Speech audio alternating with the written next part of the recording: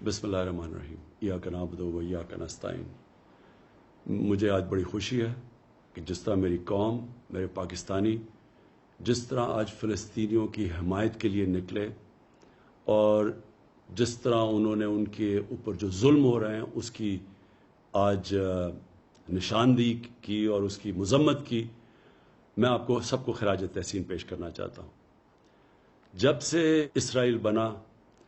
پاکستان کا ہمیشہ ایک ہی سٹینڈ رہا ہے، اور وہ سٹینڈ تھا قائد اعظم محمد علی جناح کا، ہمارے عظیم لیڈر کا، کہ فلسطینیوں سے بہت بڑی ناانصافی ہوئی ہے، اور ہر فورم کے اوپر پاکستان نے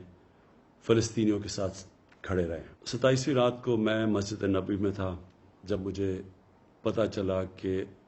جو قبلہ اول ہے مسلمانوں کا، مسجد الاقصی، ادھر جب 27ویں کی مقدس رات کو لوگ نماز پڑھ رہے تھے تو اسرائیل کی پولیس ہے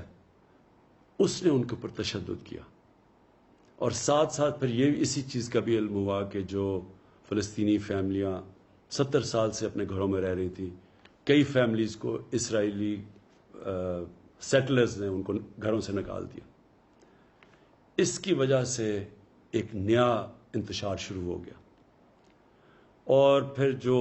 غازہ کے اوپر جس طرح کی بمباری کی گئی، دنیا کی سب سے طاقتور ترین فوج ہے، نہتے فلسطینیوں کے اوپر جس طرح کی بمباری کی گئی جس میں بچے مارے گئے، تو میں اگلے دن 27ویں کا جو اگلے دن تھا، میں نے جو OIC کے سیکرٹری جنرل ہیں ان سے ملاقات کی، اور ان کو تب کہا کہ OIC کو اس کے اوپر سٹینڈ لینا چاہیے اور یونائٹڈ نیشنز میں ایشو کو اٹھانا چاہیے۔ جب میں پاکستان آیا تو میں نے کنگ سلمان سے بات کی، اور ان سے بھی یہی ہم بات کی کہ یہ جو ظلم ہو رہا ہے فلسطینیوں پہ اور جو الاقصی میں ہوا ہے، اس کے اوپر ہمیں اپنی آواز بلند کرنی چاہیے۔ ترکی کے جو پریزیڈنٹ ہے طیب اردوغان، ان کی مجھے کال آئی، انہوں نے بھی یہی چیز کہی۔ مہاتر محمد کی میسج آئی، کال آئی، انہوں نے بھی یہی چیز کہی۔ اور پھر میں نے بات کی فلسطین کے جو صدر ہیں محمود عباس، اور ان سے ہم نے کہا کہ ہم پوری طرح ان کو یقین دلایا کہ ہم سب پاکستان، بلکہ مسلمان دنیا، بلکہ وہ دنیا جو انصاف میں مانتی ہے، وہ سب ان کے ساتھ کھڑی ہے۔ شاہ محمود قریشی کو اس کے بعد پھر میں نے کہا کہ وہ یونائٹڈ نیشنز کی جنرل اسمبلی میں جائیں اور OIC اور مسلمان ممبر سے اس ایشو کو اٹھائیں، اور انہوں نے بڑے بھرپور طریقے سے اس کو اٹھایا، اور میں ان کو داد دیتا ہوں اس کی۔ میں جو ایک چیز دیکھ رہا ہوں، مجھے ایک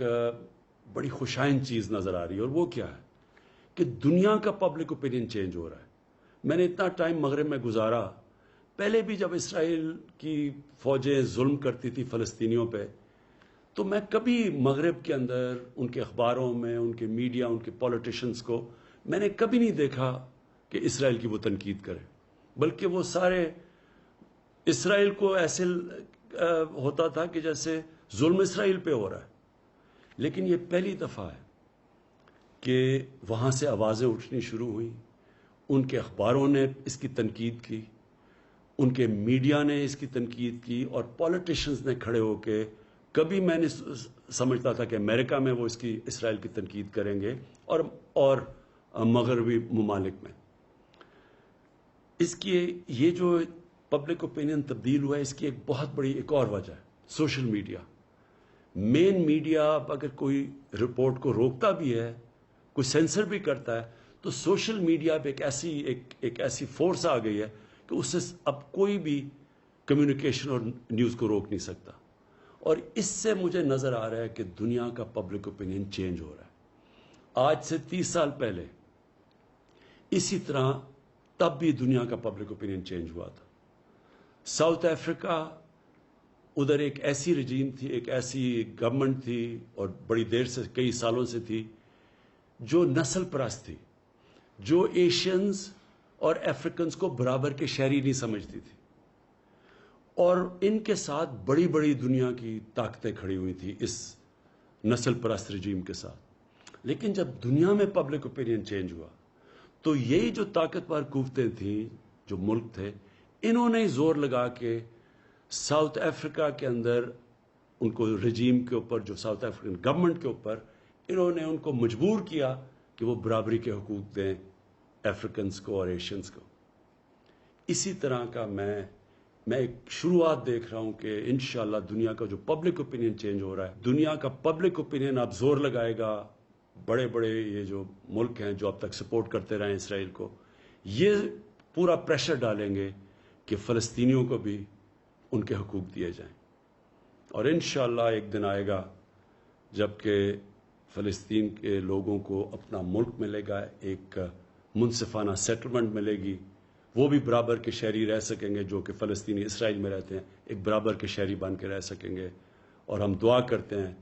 کہ وہ دن جلدی آئے. پاکستان پائندہ باد.